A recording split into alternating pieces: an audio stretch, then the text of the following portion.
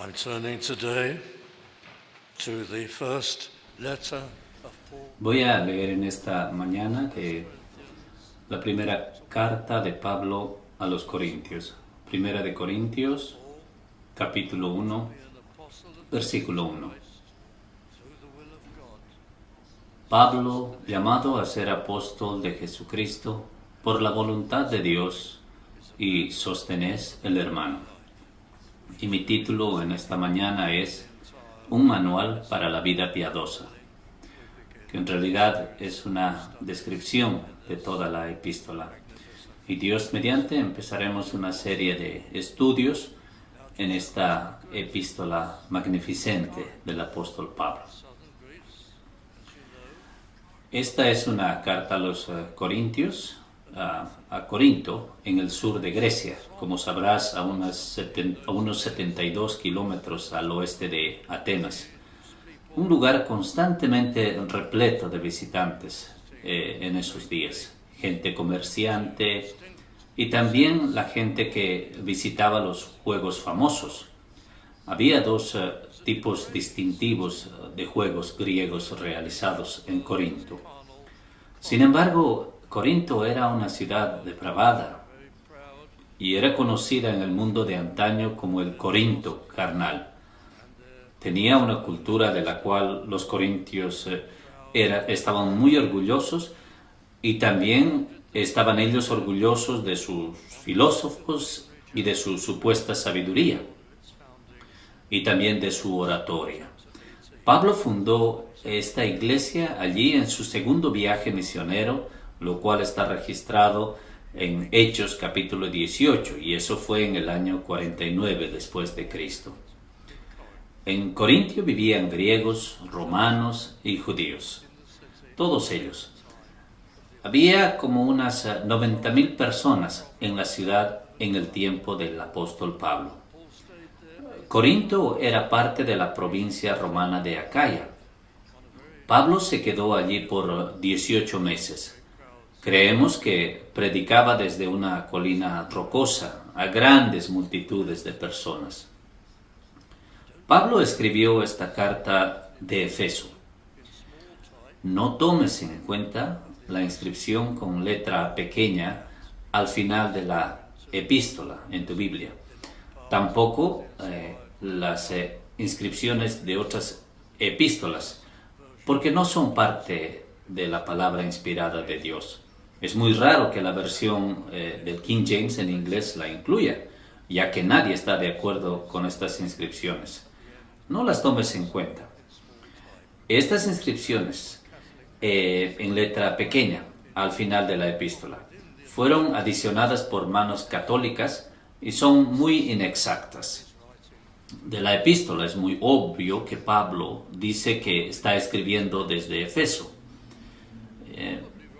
Probablemente Pablo dictó esta epístola. Probablemente él solo escribió el primer versículo de su propia mano.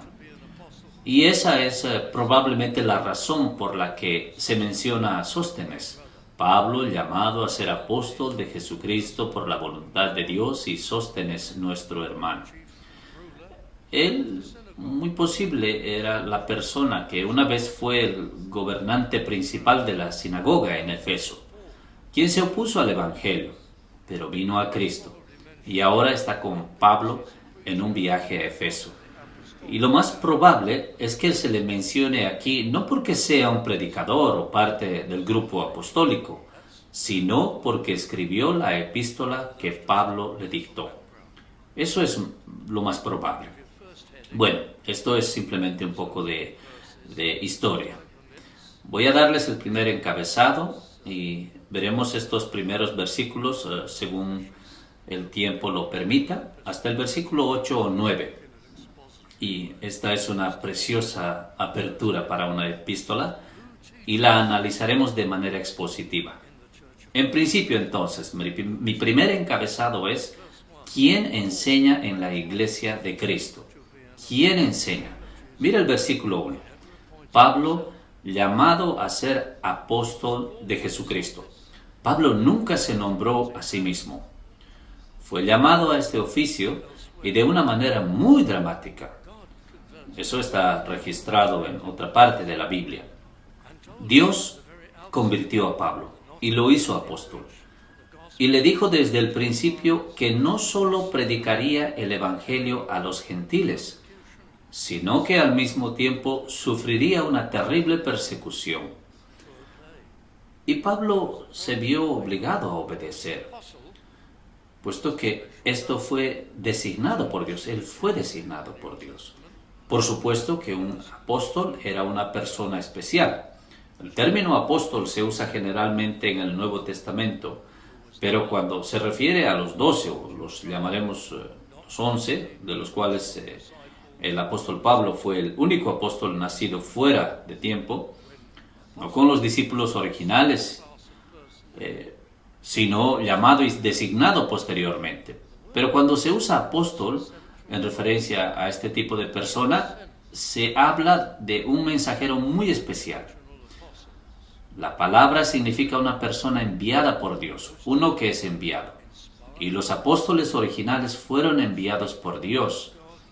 La mayoría de ellos fueron inspirados para hablar la palabra de Dios con autoridad o para afirmar las Escrituras.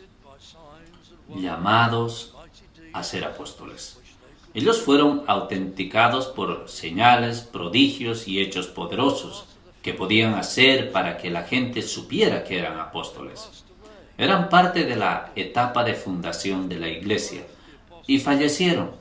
Por supuesto que sí, porque durante el tiempo de los apóstoles las Escrituras estaban completas. Ahora tenemos todo lo que fueron inspirados a decir y lo tenemos en formato escrito, en la palabra inspirada de Dios, y esa es nuestra autoridad para todo. Entonces, Pablo no se nombró a sí mismo, fue llamado por Dios a través de la voluntad de Dios. Y así es, desde el tiempo de los apóstoles, con los maestros que no son inspirados, pastores, ministros, son llamados por Dios. Deben ser llamados. Dios debe poner una gran carga en su corazón, pero eso no es suficiente. Su llamado también debe ser autentificado por la iglesia, por el pueblo de Dios. Debe haber un llamado interior, debe haber un llamado externo. Y toda la base de su llamado es que serán fieles a enseñar solo la palabra de Dios. Vemos a tantos hoy en día. Por ejemplo, en el movimiento carismático, se van inventando a medida que avanzan. Innovan como locos. Están inventando cosas todo el tiempo. Nuevas enseñanzas que nadie ha escuchado antes. O no, ellos no podrían ser llamados por Dios. Porque el verdadero ministro es llamado a predicar solamente la palabra y a exponerla y a aplicarla. Entonces, ¿quién enseña en la iglesia? En el caso de Pablo, él estaba en esa clase especial de apóstoles. Posteriormente, Dios llama a los pastores, predicadores, pero tienen que ser autentificados por la iglesia. La iglesia tiene que estar de acuerdo. La iglesia tiene que ver que son designados por Dios y tiene que aprobarlos. Y luego, ellos deben predicar solamente la palabra. Entonces, el primer versículo nos dice todo esto. ¿Quién enseña? No cualquiera que enseñe lo que le plazca, sino solo aquellos que están designados para enseñar la palabra de Dios. Y esto me lleva a un segundo encabezado en el versículo 2, y esta es la definición de una iglesia. Aquí hay mucho para nosotros. ¿Cómo defines a la iglesia? A la iglesia de Dios que está en Corinto, a los santificados en Cristo Jesús, llamados a ser santos con todos los que en cualquier lugar invocan el nombre de Jesucristo nuestro Señor, el de ellos y el nuestro. Este es un versículo rico e importante. Ahora, la definición clásica de una iglesia que dieron los reformadores es que está compuesta de personas que profesan a Cristo y entre ellos se predica la palabra de Dios, se honran las ordenanzas, el bautismo y la cena del Señor, donde también se ejerce la disciplina.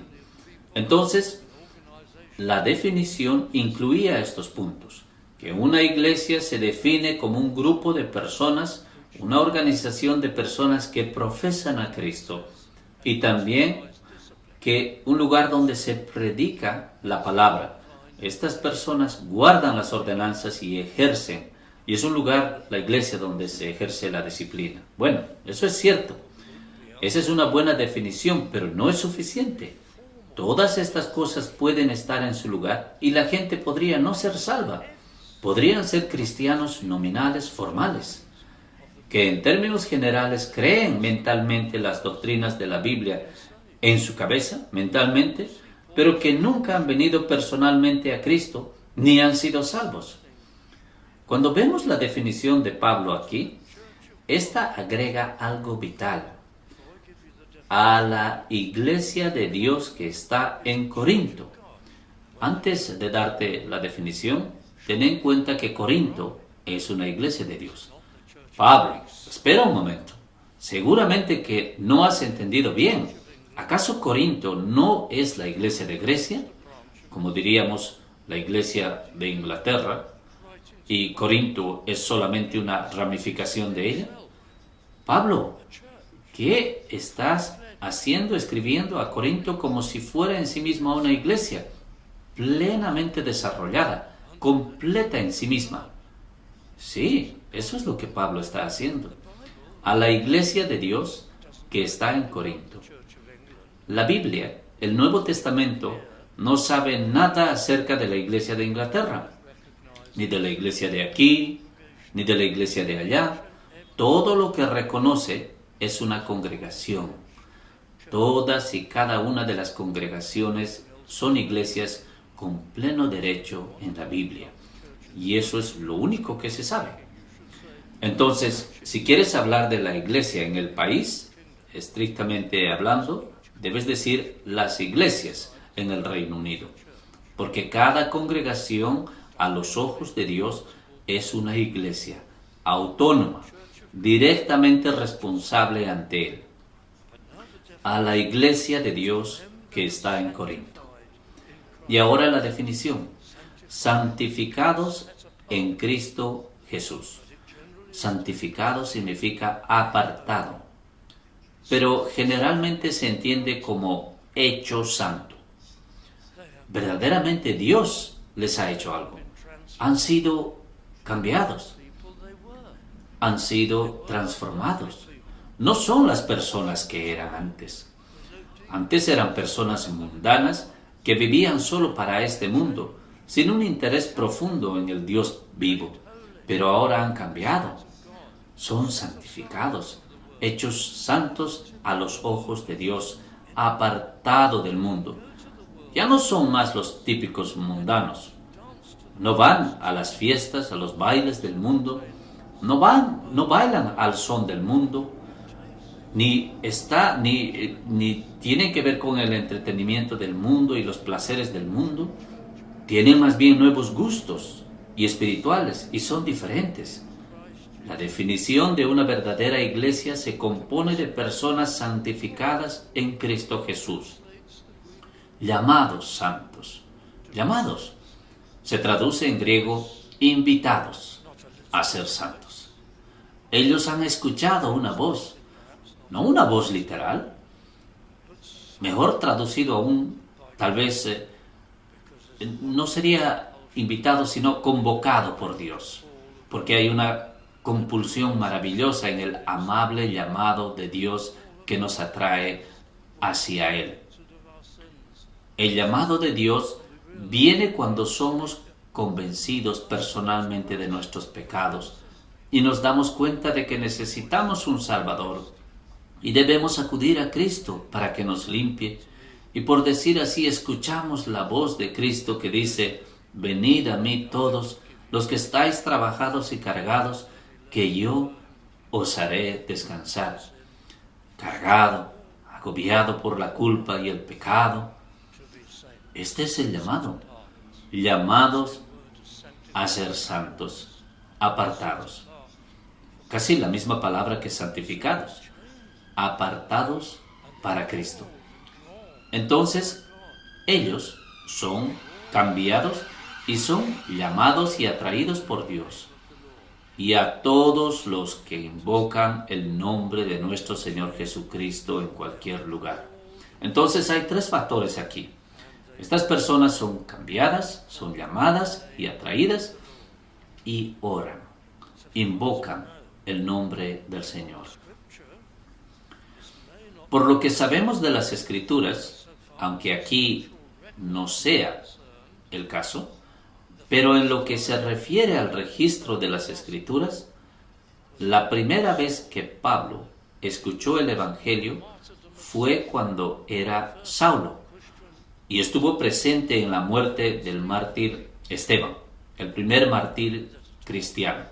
Y Saulo oyó predicar a Esteban y no estuvo de acuerdo en absoluto.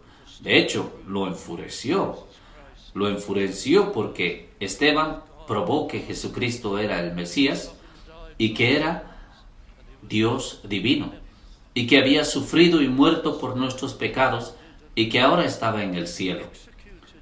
Pero cuando Esteban terminó y lo ejecutaron y lo mataron, él clamó a Dios estas palabras: Señor Jesús, recibe mi espíritu.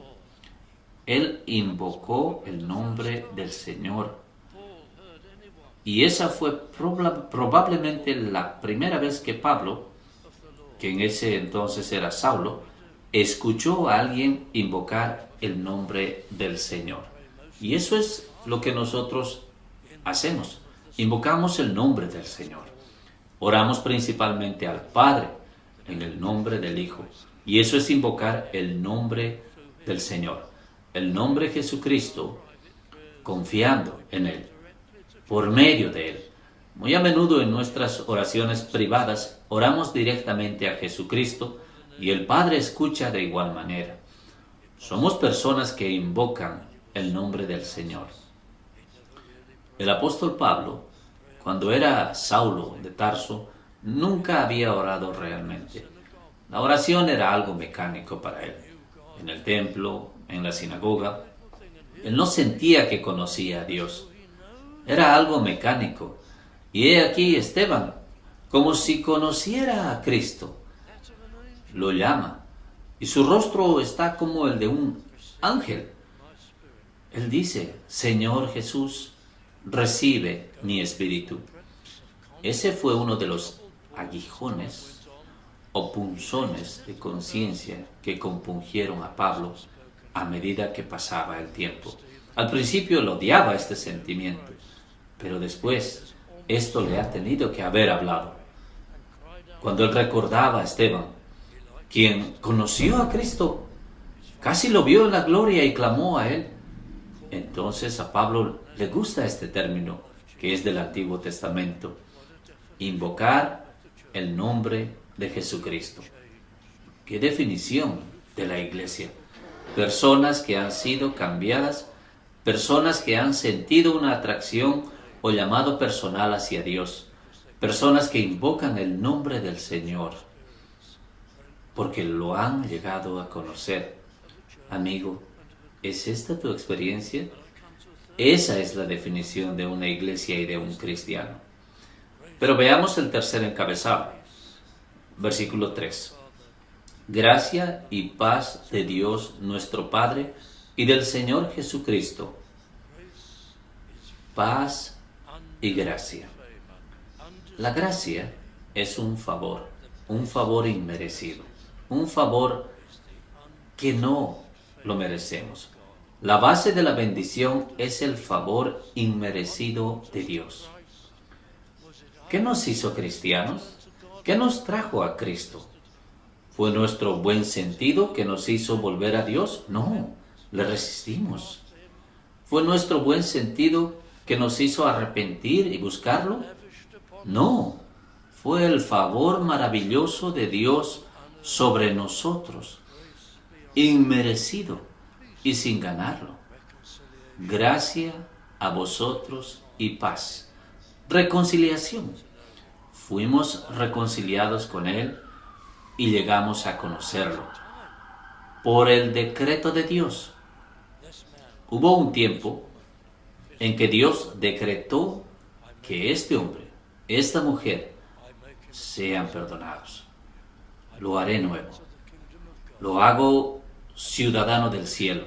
Lo traigo al reino de Dios.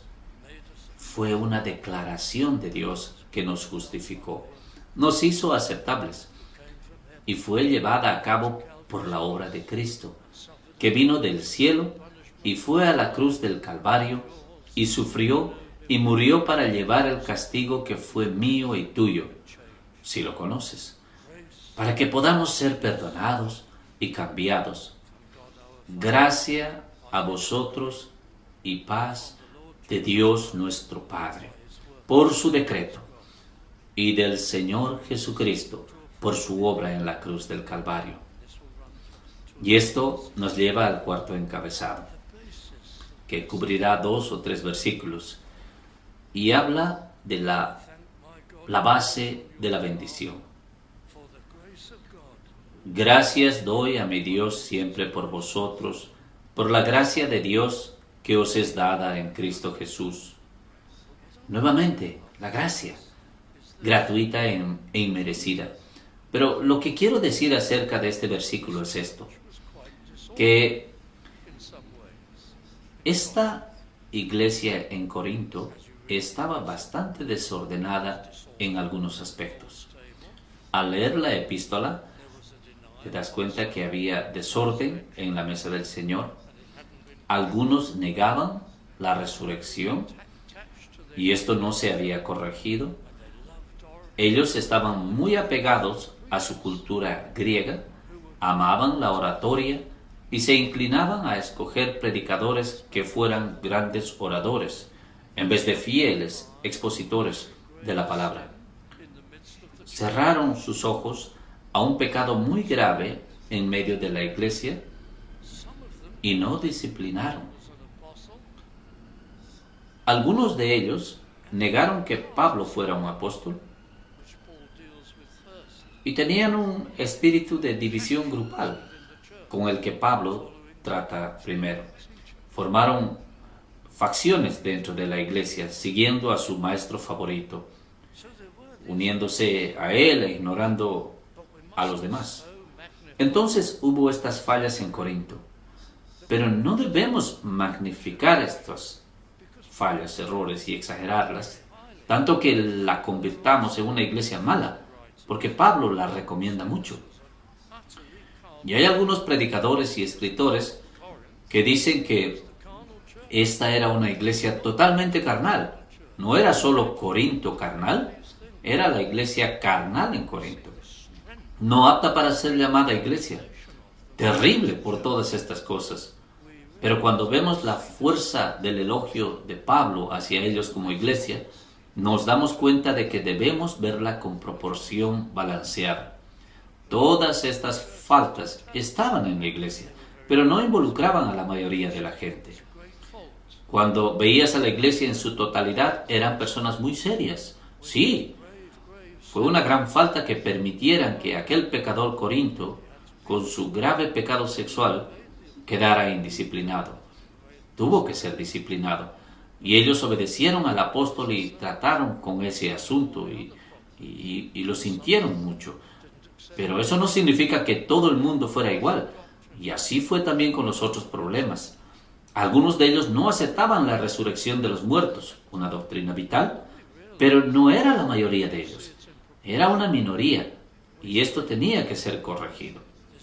Ahora, cuando nos damos cuenta de esto y lo vemos en proporción correcta, decimos, oh, esta es una epístola para nosotros. Esta es una epístola para las iglesias verdaderas, donde quizás la mayoría de las personas son muy fervientes y muy comprometidas con Cristo y muy fieles, pero hay fallas dentro de la iglesia.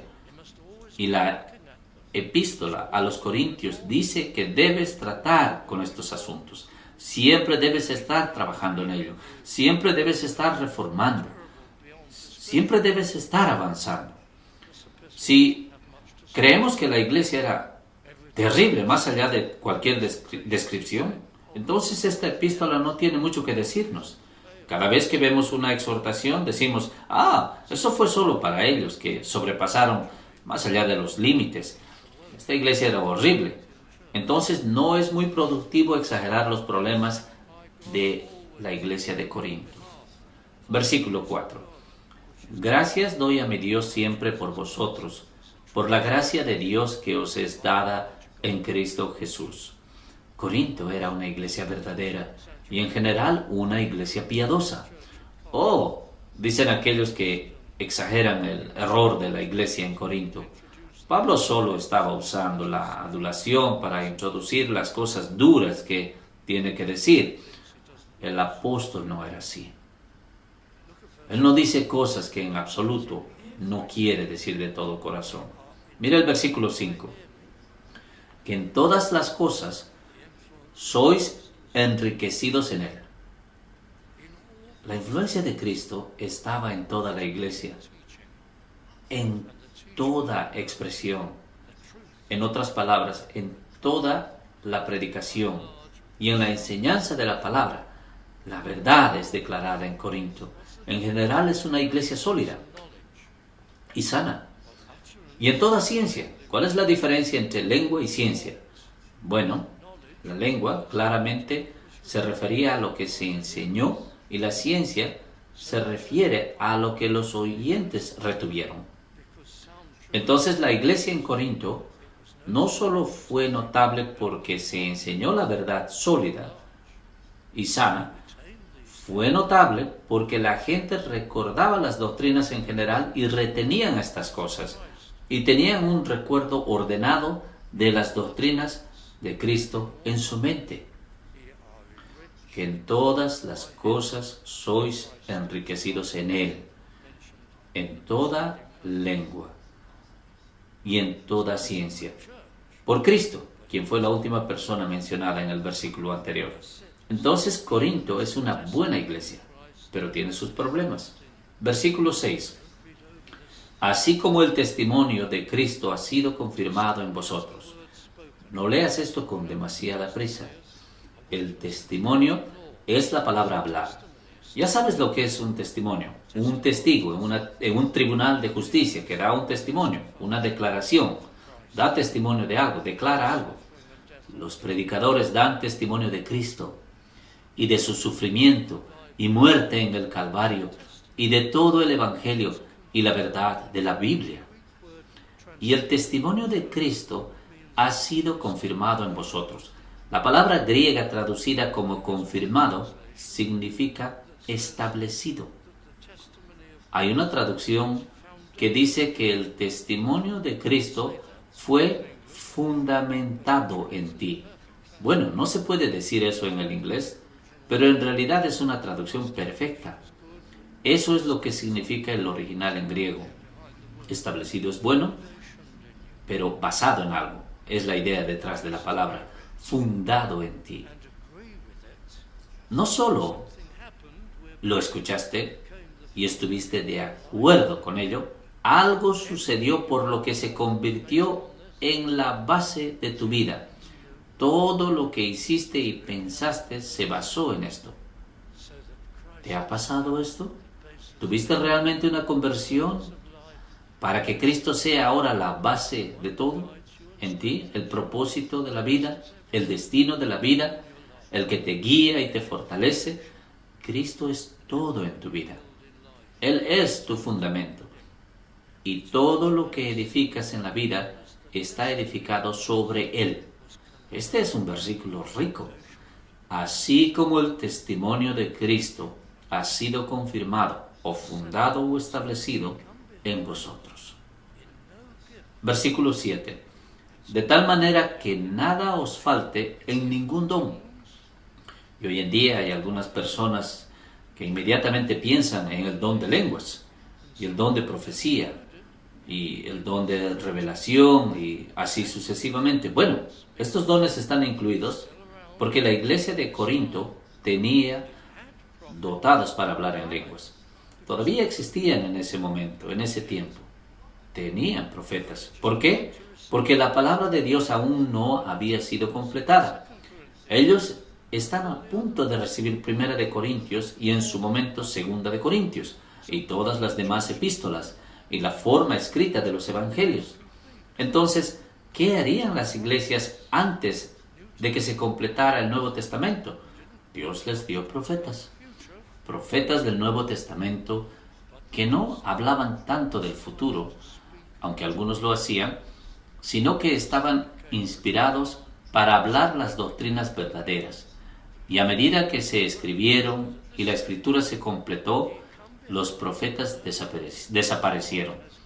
Pero en esta etapa, que nada os falte en ningún don. Dios dio en Corinto el gran privilegio de una gama completa de dones. Dones de revelación, pero también, por supuesto, ellos también tenían los maestros regulares. Y los dones de pastoreo, tenían pastores entre el rebaño, personas que podían exhortar y ayudar a los demás. No había don que ellos no tuvieran. Pablo empezó diciendo, a la iglesia de Dios que está en Corinto. Y yo dije que cada iglesia era completa y autónoma en sí misma, cada congregación, así es. Y toda congregación verdadera recibirá de Dios todos los dones que necesita. Los así llamados dones carismáticos han pasado, pero hoy en día se da a toda iglesia la habilidad que necesita. Que nada os falte ningún don, esperando la venida de nuestro Señor Jesucristo. Los corintios se caracterizaban por invocar el nombre del Señor, pero también una característica distintiva de toda iglesia verdadera es que sus miembros están fijos en un gran tema. El fin, la venida de Cristo, o la revelación de Cristo a nosotros como individuos, cuando vayamos a morir, si morimos antes de su venida. De tal manera que nada os falte en ningún don, esperando la manifestación. Y la palabra griega traducida manifestación es revelación, como dice el margen de la versión King James en el inglés, o revelación, o divulgación. Estás esperando la manifestación de Cristo, ya sea personalmente en el mismo momento en que cruces el umbral de la eternidad, o cuando Él venga y acabe con el mundo, y traiga el día del juicio, y se lleve a todo su pueblo para estar con Él en la gloria eterna. Que nada os falte en ningún don. Y esta es casi tu principal característica, que tus ojos estén fijos en el gran día venidero. El cristiano no es una persona que construye el cielo en la tierra, que quiere lo mejor de todo lo material. El cristiano es alguien que está fijo en las cosas eternas y los valores eternos. Y el versículo 8, el cual también os confirmará. La misma palabra que se usó en el versículo 6, así como el testimonio de Cristo ha sido confirmado en vosotros, el cual también os confirmará, te fundamentará, te establecerá hasta el fin, cuando lo hayas encontrado. Si verdaderamente has encontrado al Señor y verdaderamente te has convertido, nunca te perderás. La doctrina de la perseverancia de los santos, el cual también os establecerá firmemente. Él te será fiel. Si te desvías del camino, Él te guardará. Él te traerá de vuelta con su bondad. Incluso si tiene que disciplinarte de alguna manera, te hará volver a confiar en Él, el cual también os confirmará hasta el fin, para que seáis sin falta en el día de nuestro Señor Jesucristo. Por supuesto, no seré inocente por mi propia cuenta. ¿Que seré íntegro? ¿Cómo puedo ser irreprensible, incluso como cristiano, incluso si hago lo mejor que puedo? Flaqueo y fracaso, y el pecado me acosa. ¿Cómo puedo ser sin culpa? Ah, pero seré irreprensible, porque seré revestido por Dios en la justicia de Cristo. Él me verá en Cristo, porque he venido a Él. Su justicia me ha sido imputada, sin falta en el día de nuestro Señor Jesucristo. Bueno, estas son las bendiciones del cristiano. Y llego al versículo 9 y les daré solo un encabezado final. Esto se trata de la asociación divina. Fiel es Dios, por el cual sois llamados a la participación de su Hijo Jesucristo. Cuando fuiste llamado, escuchaste la voz de Dios. ¿Cómo la escuchaste? La escuchaste porque fuiste convencido de tu pecado, lo cual hizo Dios. Ese fue su llamado. Él te hizo consciente de tu necesidad de salvación. Él te hizo consciente de tu necesidad de limpieza y perdón. Te hizo saber que respondería por ti. Venid a mí, dijo en la Escritura, y lo oíste casi como si te estuviera hablando de manera personal.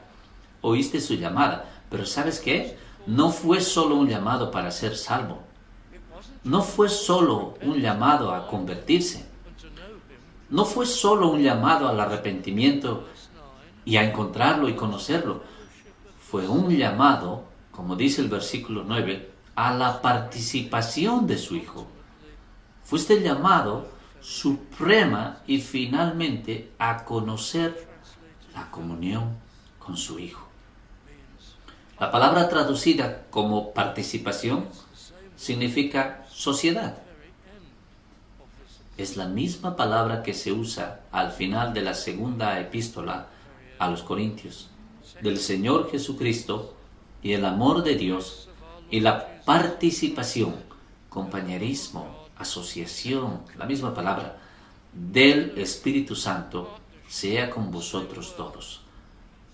Pablo casi comienza la primera epístola con la misma palabra con la que termina la segunda epístola. Fiel es Dios, por el cual sois llamados a la participación de su Hijo Jesucristo, nuestro Señor. La misma palabra se usa en Primera de Juan, en el primer capítulo. Comunión mutua con Cristo. Cuando venimos a Cristo, nos entregamos a Él. Le damos nuestra vida. Le damos nuestra lealtad. Le entregamos nuestra mente y nuestros pensamientos y aprendemos de Él. Le entregamos nuestros corazones, nuestras afecciones, le entregamos nuestra voluntad. Haremos lo que Él nos mande. Nos entregamos a Él. Y al mismo tiempo, Él se entrega, se da a nosotros. Recibimos algo de la energía y la vida de Dios. Una chispa divina, por decir así. Una partícula, pero lo es todo para nosotros y nos enriquece. Dios se entrega, se da a nosotros. Nosotros nos entregamos, nos damos a Él. Él se entrega a nosotros. Cristo se entregó a nosotros en la cruz del Calvario. Eso fue el comienzo, cuando Él se entregó a nosotros para ser nuestro chivo expiatorio, nuestro Redentor. Tú sabes si Cristo se ha entregado a ti, porque algo de la vida de Dios está en ti. De repente descubres que lo amas. El amor de Dios se derrama en tu corazón. ¿De dónde salió ese amor? Nunca lo amaste antes. Es Dios que imparte algo de sí mismo para que puedas amar las cosas espirituales y amar a Cristo y amar al Padre y amar al pueblo de Dios que ha sido salvado como tú. Si tienes ese amor en ti, entonces algo de Dios te ha sido impartido en ti.